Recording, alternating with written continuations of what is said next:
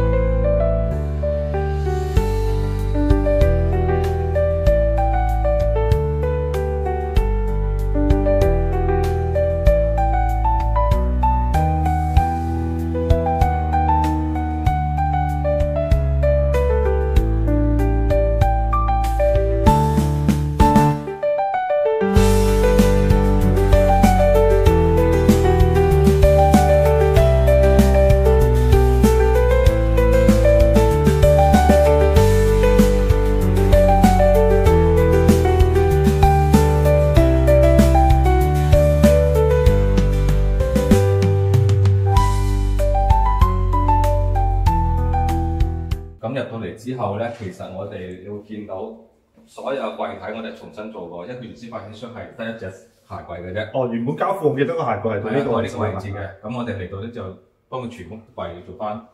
咁嗱，我哋首先入廚房嚟到講起先啦。咁嚟到廚房之後咧，因為業主係比較少翻嚟嘅，咁我哋就單純個改變咗呢一邊櫃。咁因為原先呢個櫃咧係好細嘅，升幅好細嘅。我記得原先呢個係一個空間係單獨放冰箱喺個位置係冇櫃嘅，然之後呢度咧係同我哋左邊呢邊啦冇改動嘅一樣嘅。咁而家咧就呢邊係全部改動咗。係啦。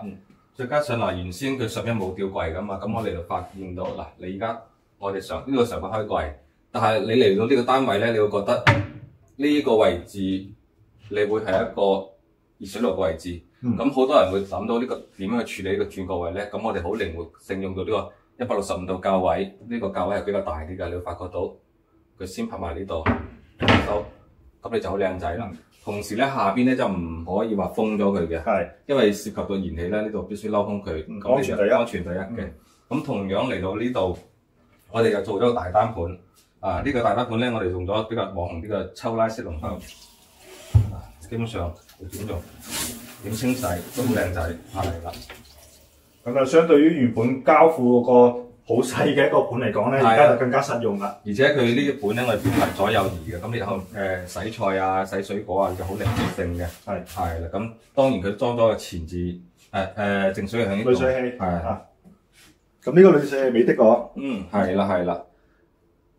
跟住你會發覺到呢隻門會有啲特別，佢咧就同我哋常規平時用嘅精裝交付嘅門係唔同嘅。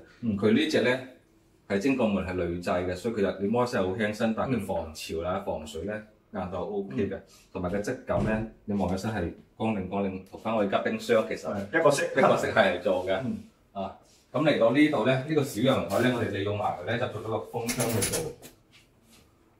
其實呢個咧就好關鍵嘅，有好多業主咧，其實前期佢冇做呢個細露台嘅一個風窗啦，但係後期一翻到嚟咧，好似打比方佢住1個禮拜，佢就翻咗香港可能過咗2個月或者過1個月翻嚟，呢個地面全部都係塵風塵。係啦，咁而家呢個風火窗咧就完美解決到呢個問題啦。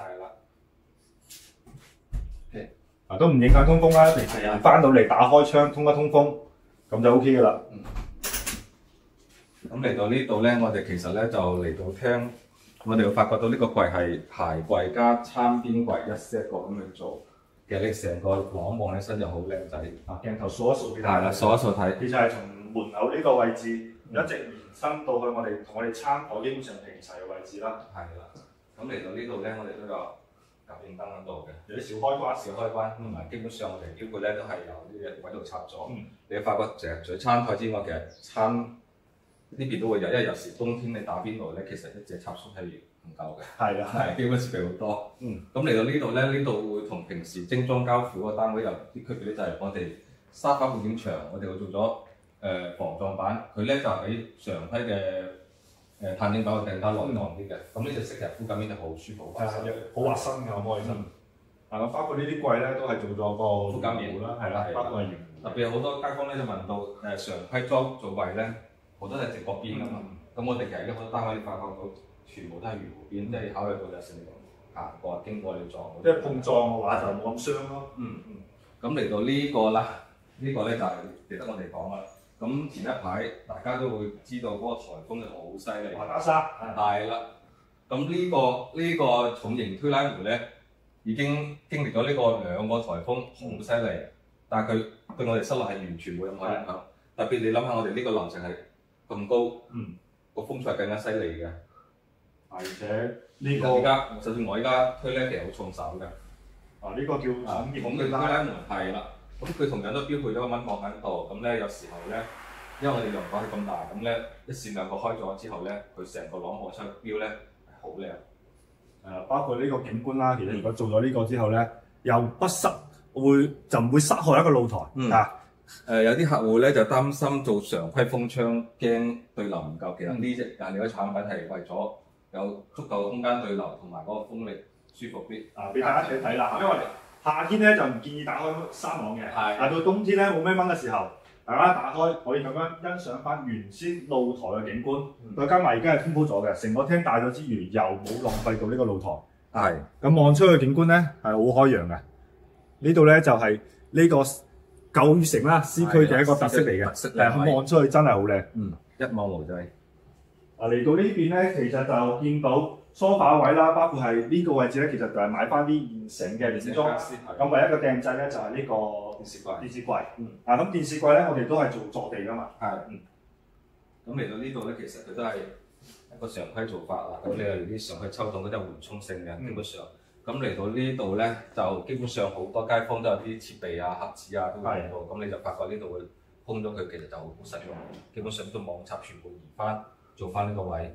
你甚至你後你啲遊戲機啊、其他設備啊、盒子專放喺呢度都冇問題。以前傳統咧就往上開嘅，但係往上開我覺得冇咁方便。而家咁拉出嚟咧，你啲設備咧更加好用啦。係啦，咁跟住咧就好多時好多街坊會問到我睇到某啲博主後邊放條501，咁我其實唔需要嘅。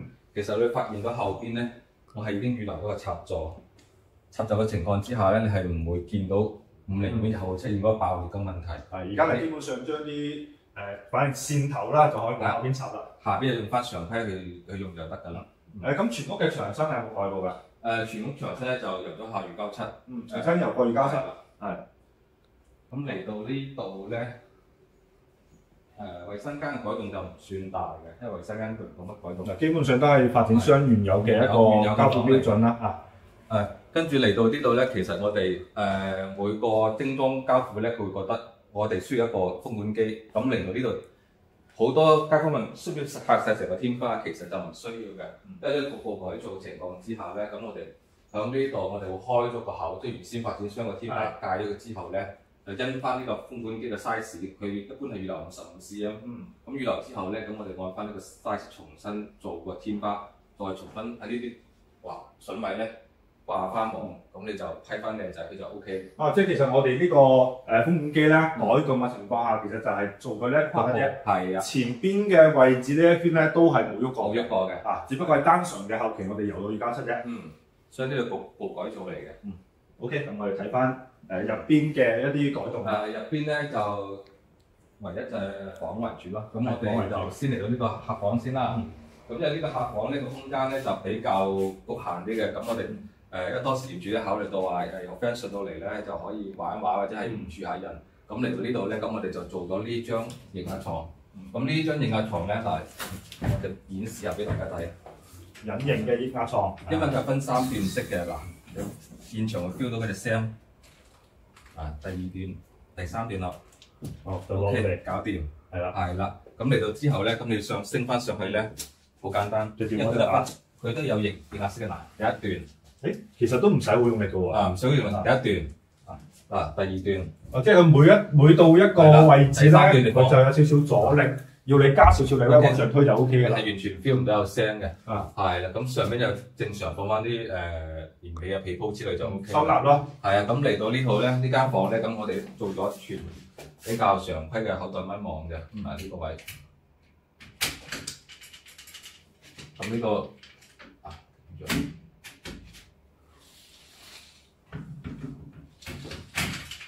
係啦，咁呢個口袋蚊網咧就你會一眼望得到，平時常規用好舒服。其實蚊網咧款式就好多嘅，佢因翻每個戶型去做都冇問題嘅。咁呢個蚊網咧就比較常見嘅啦。平時如果打開蚊網咧，將個鏈拉埋一邊就可以。係啊，呢啲鏈都係咁樣。係啊，呢個基本上係好順滑嘅，你拉冇乜太雜音㗎。呢個拉埋。係每個窗就分兩節嘅。係啊，因為呢個戶型係因為個窗嘅問題造成咁，OK 分隔。咁嚟到呢度咧，嗱呢間房其實都有啲細嘅。咁嚟到呢度，因為原先個窗台係唔可以 block 噶嘛。係。咁我哋嚟到之後咧，我哋就想話床要做大啲。咁我用翻原先窗台加翻張飄窗墊。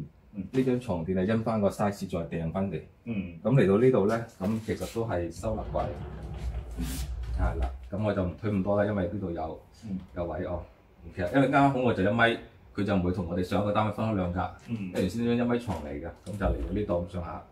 係啦，基本上而家兩個位置都係做咗個榻榻米。咁而家其實我哋墊下邊都係有啲開關可以打開。係啊，好似呢個咁，如果你床係咁大，床墊係限死咗個長度之外咧，咁有另外一種方法咧，我哋唔想浪費咧，做個塔級呢度抽筒。咁嚟到呢度你肯定仲會抽筒㗎。咁咧我就嚟翻呢度咧，咁我就做翻啲收納。係啊，即係平時唔慣用嘅嘢咧，就放翻喺度。係啦，咁你就完美用。呢度好適合掟啲黃金。係啊，咁呢個底下其實仲有一隻嘅喎，其實仲有一隻㗎呢度，係嘛？基本上其實呢間房你雖然話睇咗佢好細，但係基本上每個位置佢用都好用晒㗎啦。係，因為其實呢間房原本發展商交付俾我哋嘅時候，如果我哋單係擺張床落嚟嘅話，情況下咧，就分分鐘可能連我哋左手邊呢個衣櫃都做唔到嘅。係啊，而且你依家呢個衣櫃，你睇下我開啦喎，其實呢個衣櫃門好大嘅，你望到呢個衣櫃係好深、好闊落之餘咧，我企喺度仲係有好多空位嘅。係啦，你諗下嗱，幾大個衣櫃？如果我哋唔做呢個榻榻米嘅情況下咧，即係香港講嘅地台啦嚇，唔做呢個地台情況下，擺張床應該就做唔到呢個櫃。基本上你就冇乜太多位置。你兼顧有書台、有衣櫃，再加上有收納櫃咁收納性強嘅空間啦，就其實呢間房用得好犀利㗎啦。OK。咁嚟到主人房咧，咁主櫃就冇乜點改嘅，主櫃跟翻原先發展商。都俾大家。咁咧佢就無非就換咗上面個浴室寶，係啦，因為常規浴室寶咧就佢常規係得一個抽氣扇。係啊，咁呢就有照明有暖風。所以呢個功能咧就內地比較，你沖涼嘅時候佢兼顧到照明同埋佢出熱風咯。冬天嘅時候比較冬天就舒服啲咯，係啦。咁嚟到呢個主人房咧，其實最大嘅房。係啦，9月城主人房都大㗎。咁嚟到呢度咧，就都係做翻呢個圓弧位，就因為你行呢個角度，你如果有兩個角度係有回廊嘅。咁嚟到呢度咧，其實佢就都係用咗翻我哋同客廳一樣嘅防撞板。咁其實有啲客會覺得，我做咗護牆板或者防撞板之後，佢中間咪好習慣攞條黑色嘅不鏽鋼嘅。係其實收邊啊。嗰啲就常規做法，但係我哋呢個工藝會更加先進啲，因為佢用 U 型槽。佢係通過喺工廠壓邊壓出嚟之後，再做翻呢隻槽咧，你發覺咧係冇常規嗰隻黑色邊咁突出嚟。個鏡頭可以拉近佢睇一睇啦。咁樣咧就會比傳統嘅工藝啦，傳統工藝拼接，咁咧後期有可能就會有啲可能打膠啦，有啲可能收邊啦，但係後期咧可能會有脫落嘅問題。同樣呢度咧呢間房咧就改動就唔算大，就係常規嘅護牆板加櫃體去做。係啦。咁仲有呢度都係標配啦，全屋嘅無線控蚊網嚟到肇慶呢個標配嚟嘅。大致咧其實改動呢間屋嘅改動咧就係以定製加風窗為主。咁我哋出翻去客廳先。OK， 咁而家咧，我哋喺陽台呢度做個總結啦。副工我就想問下你啊，呢套單位咧頂得落嚟，啱先講性價比啦，咁個價錢咧造價用咗幾多？10萬蚊，10萬蚊，包含咗乜嘢咁？已經包含咗我哋換咗出邊嗰隻大門，我哋啱先所見嗰個櫃體，跟住呢隻重型推拉門，係啦，咁咧就嗰部廚房入邊嘅櫥櫃加吊櫃，包括呢個同埋啱先我哋兩道牆板，咁電器就唔包嘅，電器就唔包，跟住我哋嘅牆身297即係成屋油晒嘅，成屋油晒呢個重新改造嘅天花，係啦，我哋包含咗呢啲。嗱，仲有地下嘅地磚咧，就局部改造嘅地磚咧，涉及兩個陽台有局部改造地磚，同埋包括叫美縫咯，同埋我哋依家原先挖箱交付嘅腳線咧係比較突啲嘅，我哋幫佢全部換晒腳線嘅，係包含晒呢啲嘅。你會發覺到其實我哋腳線係比較窄邊，同埋咧下邊雙交付咧，你會見到佢厚身好多嘅，所以我哋交付咗咧包埋咗啲腳線俾佢。由於我哋10萬蚊就做晒而家見到嘅，除咗電器之外啦，大家除咗電器同家私之外，大家見到嘅就係10萬蚊內包咗嘅嘢。係，甚至佢局部有時改造嘅水電，我哋都包含埋。係啦，咁包括係仲有呢個咁大嘅一個重型推拉窗啦。呢個推拉窗咧，其實都可以再俾大家再睇一睇啦。如果係想做翻同樣類似方案嘅，其實都可以參考一下，睇下值唔值得做啦。因為呢個窗咧，其實叫做打開咧都可以唔浪費一個陽台。咁你話如果去到更加高嘅型材嘅話，咁價錢係更加貴。但係呢個咧，我相對嚟講，我覺得性價比非常高。因為其實你諗翻呢個颱風，你就唔知㗎啦。因為呢隻窗咧係完全係擋晒呢個咁犀利嘅颱風。其實華家山嗰日咧，我都諗住係上嚟去拍一拍嘅，但係當日咧，因為呢邊嘅風雖然冇話好似香港咁犀利，但係出邊都比較危險嘅，都冇上嚟。咁就叫做經歷咗華家山又好啦，後期咧仲有幾個颱風啦嘛，咁已經係可以見到上到嚟係基本上係冇問題嘅。係啊。